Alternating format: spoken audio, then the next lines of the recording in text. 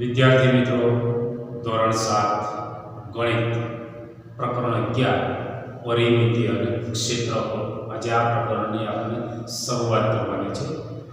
સૌપ્રથમ પરિમિતિ વિશે માહિતી મેળવીશું. પરિમિતિ એટલે શું?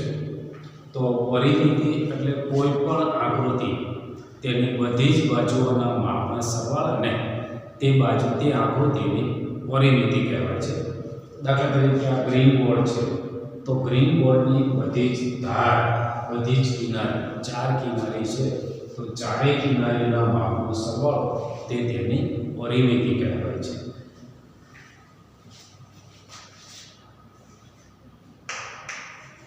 બંધ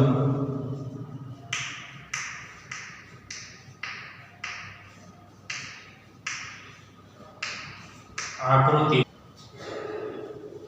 પરિમિતિ બંધ આકૃતિની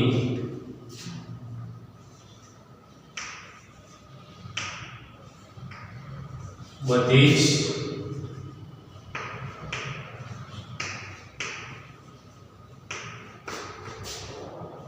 બાજુઓના માપના સરવાળાને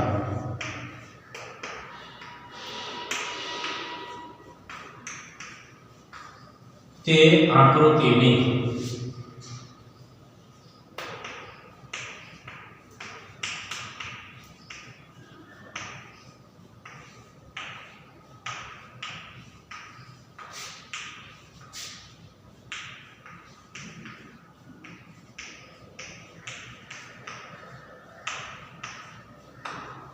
પરિમિતિ કહેવાય. હવે આપણે પરિમિતિના સૂત્ર લખીએ.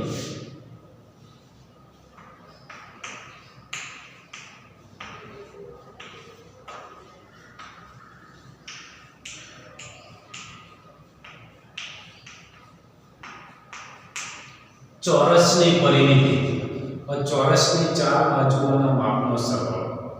ચોરસની ચારે બાજુઓના માપ સરખા હોય છે, એટલે એનું સૂત્ર આપણે આ રીતે પણ લખી શકીએ. 4 L એટલે લંબાઈ, 4 ગુણ્યા લંબાઈ.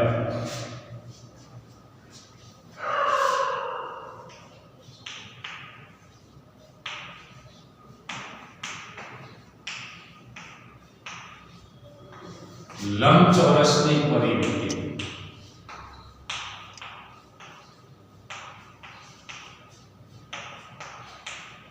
લંબચોરસમાં સામસામેની બાજુઓના માપ સરખા હોય છે, એટલે એનું સૂત્ર 2 કૌંસમાં લંબાઈ વત્તા પહોળાઈ. આ પ્રમાણે આપણે સૂત્ર લખી શકીએ. અહીંયા 4 ગુણ્યા લંબાઈ એ ચોરસની પરિમિતિનું સૂત્ર છે.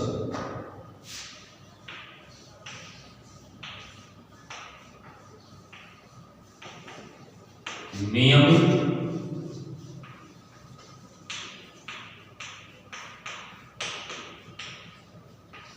બહુકોણની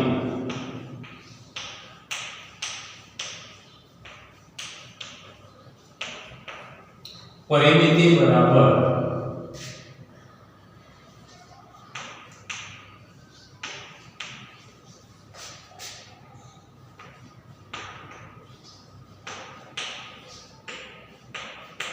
બહુકોણની બાજુની લંબાઈ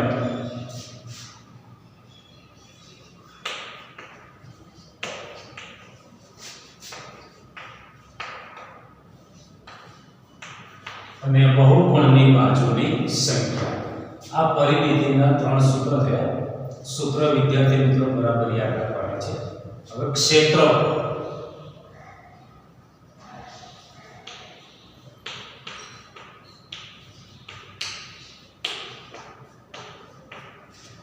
ક્ષેત્રફળ બંધ આકૃતિ વડે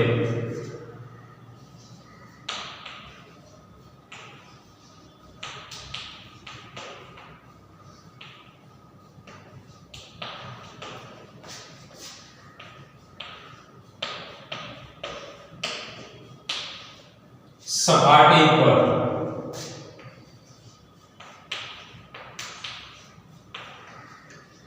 घेराયેલ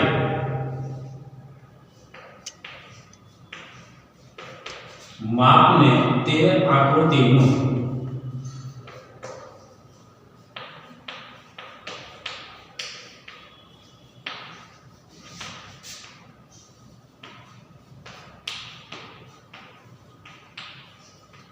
ક્ષેત્રફળ કહે છે.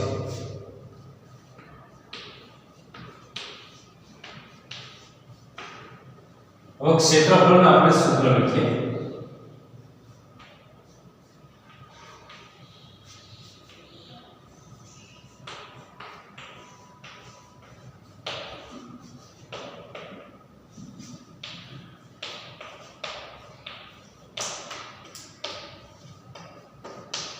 ચોરસનું ક્ષેત્રફળ બરાબર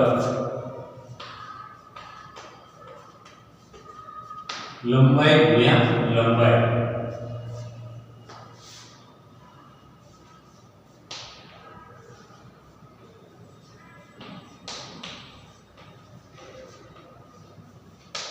લંબચોરસનું ક્ષેત્રફળ બરાબર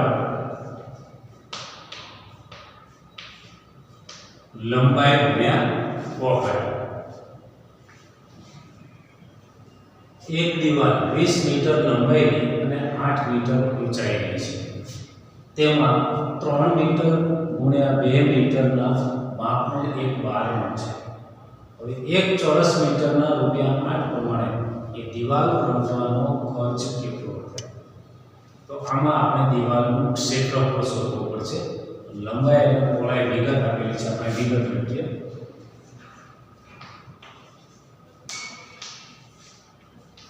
લંબાઈ છે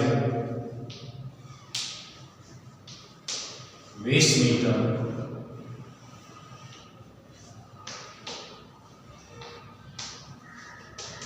ઊંચાઈ છે 8 મીટર,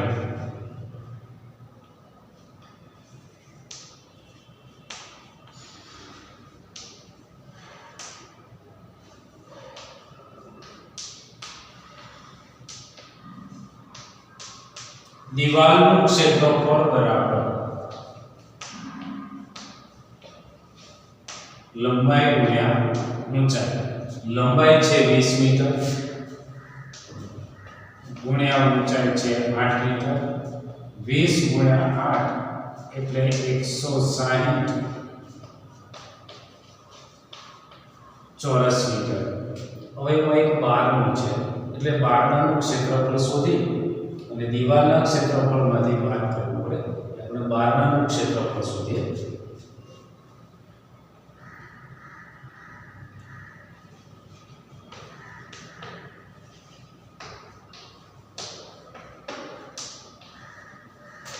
એક બારણાનું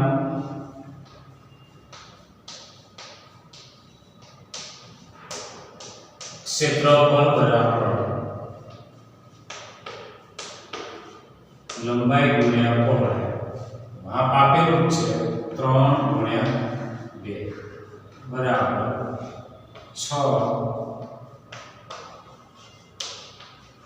ચોરસ મીટર.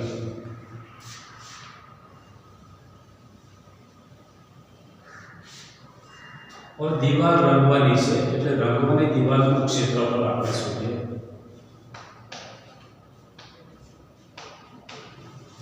રંગવાની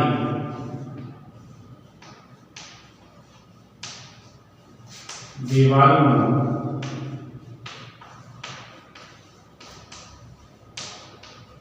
ક્ષેત્રફળ બરાબર દીવાલનું ક્ષેત્રફળ અને એમાંથી બારણાનું ક્ષેત્રફળ બાદ કરો.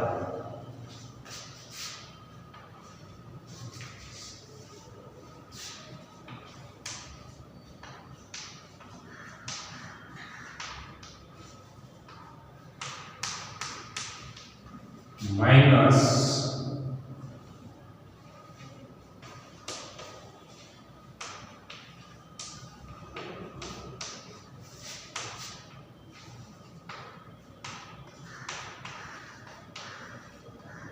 एक बारणाનું ક્ષેત્રફળ દીવાલનું ક્ષેત્રફળ છે 160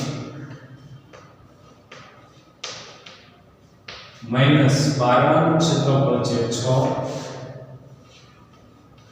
12 બાકી કરીએ એટલે જવાબ આવશે 154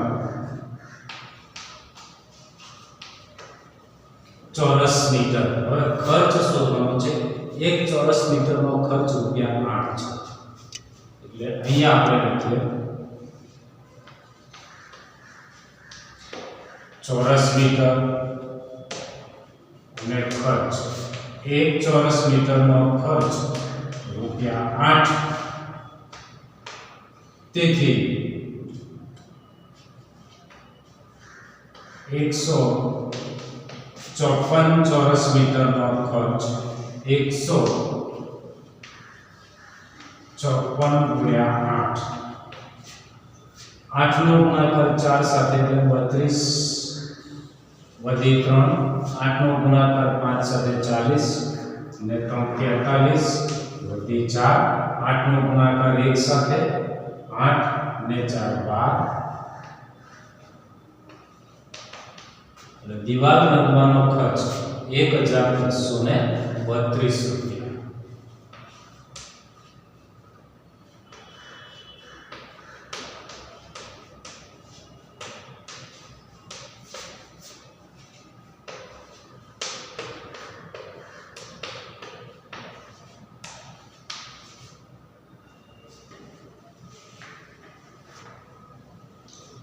ખેતરનું ક્ષેત્રફળ 2400 ચોરસ મીટર આપેલું છે. એની લંબાઈ આપેલી છે અને આપણે પહોળાઈ શોધવાની છે. વિગતો લખી નાખીએ.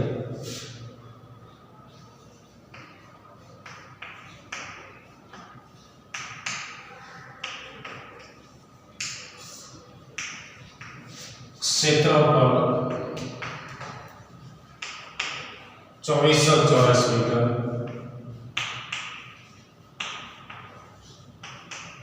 લંબાઈ 60 મીટર,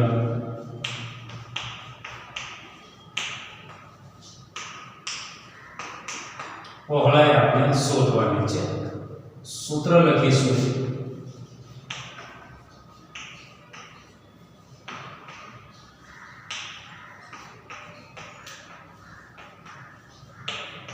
ખેતરનું ક્ષેત્રફળ બરાબર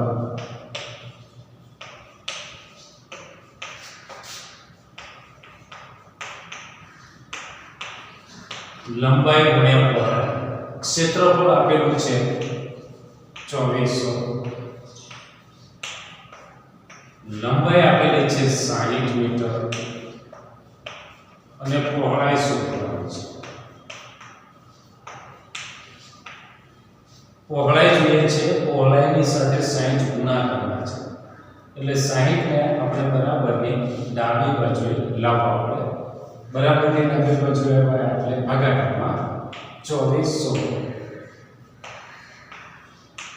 ભાગ્યા 60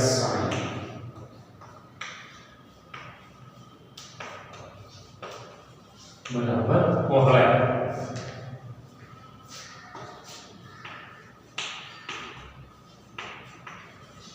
પહોળાઈ બરાબર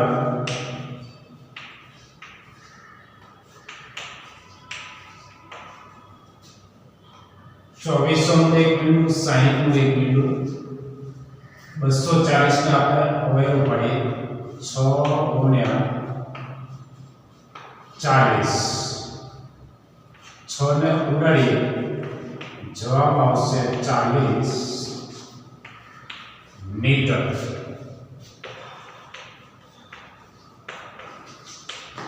ખેતરની પહોળાઈ થશે 40 મીટર.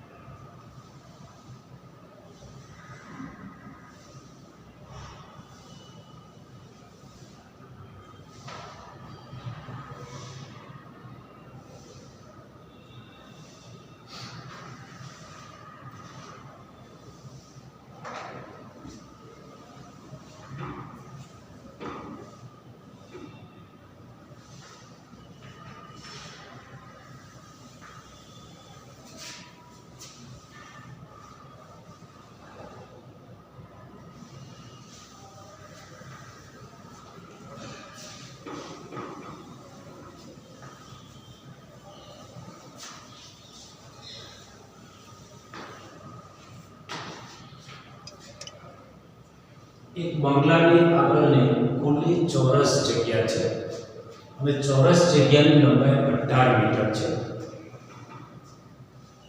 ખુલ્લી જગ્યાની 3 બાજુએ તારની વાડ કરવાની છે. 1 મીટર વાડ કરવાનો ખર્ચ 25 છે, તો કુલ ખર્ચ કેટલો થાય? તો બંગલાની આગળની ખુલ્લી જગ્યા ચોરસ છે, એની લંબાઈ આપેલી છે 18 મીટર. વાડ કરવાની છે એટલે આપણે પરિમિતિ શોધવી પડે. હવે અહીંયા 3 બાજુએ તારની વાડ કરવાની છે એટલે આપણે સૂત્રમાં થોડો ફેરફાર કરવો પડશે. તમારી જાતે વિચારીને, જો 4 બાજુઓ હોય તો આપણે 4 ગુણ્યા લંબાઈ લખીએ, પણ અહીંયા 3 બાજુઓ છે અને પછી ચોરસ છે એટલે આપણે પરિમિતિના સૂત્રમાં 3 ગુણ્યા લંબાઈ લખીશું.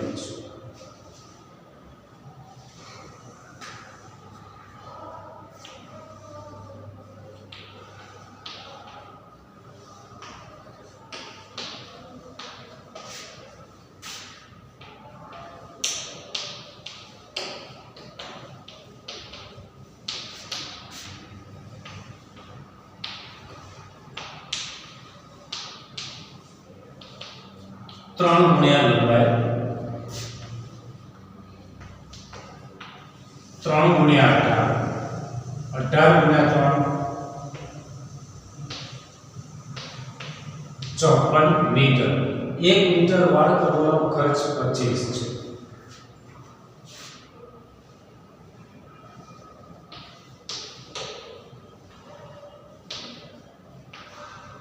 એક મીટર વાડ કરવાનો ખર્ચ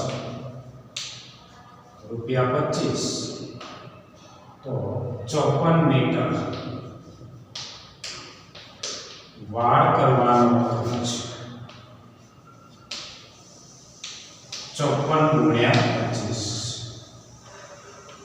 સીધો જ ગુણાકાર કરીએ. 25 નો ગુણાકાર 4 સાથે કરીએ એટલે 100. 100 ની 0 વધી આવી 10. 25 નો ગુણાકાર 5 સાથે 125 વત્તા 10 એટલે 135.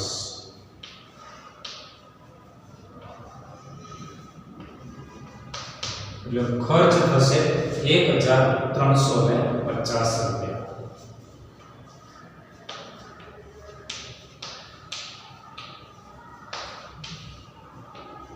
વાડ કરવાનો ખર્ચ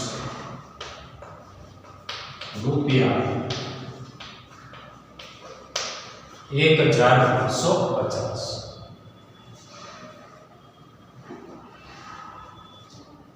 વિદ્યાર્થી મિત્રો, આ લેક્ચરમાં આપણે અહીંયા સુધી રાખીએ. ગૃહ કાર્ય માટે તમને જે દાખલા મૂકું એ દાખલા તમારે ગણિતની નોટમાં સારા અક્ષરે ગણવાના છે અને સાથે સાથે આ દાખલા પણ તમારે ગણિતની નોટમાં સારા અક્ષરે ગણવાના